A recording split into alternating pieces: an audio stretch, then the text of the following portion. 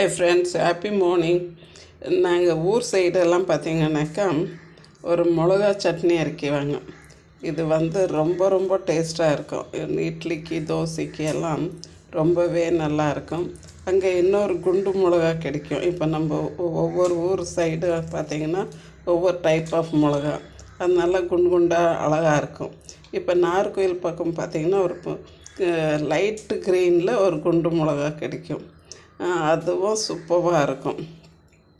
நம்மளுக்கு இப்போ இங்கே கிடைச்ச மிளகா இது தான்.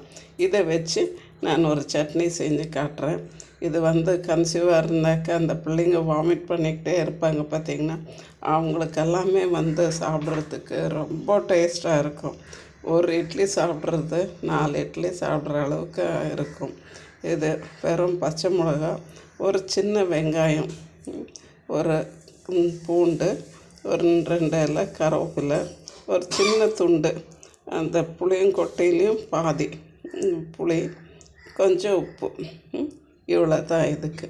இதை அரைச்சிட்டு நல்லெண்ணெய் விட்டு சாப்பிட்டாக்கா ரொம்பவே சூப்பராக இருக்கும்.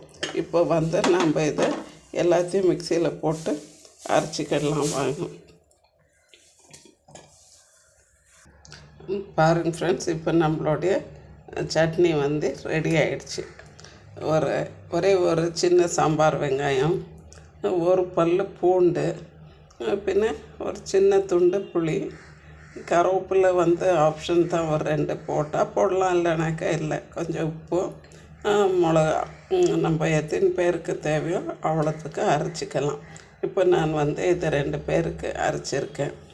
இதை கொஞ்சம் இட்லிக்கு கூட வச்சுக்கிட்டு கொஞ்சம் நல்லெண்ணெய் ஊற்றி சாப்பிட்டோம்னா ரொம்பவே பிரமாதமாக இருக்கும். நீங்கள் இதை ஒரு முறை செஞ்சு சாப்பிட்டு பார்த்துட்டு சொல்லுங்கள் எப்படி இருக்குதுன்னுட்டுன்னு. கொஞ்சம் நல்லெண்ணெய் ஊற்றிக்கலாம். ஓகேவா?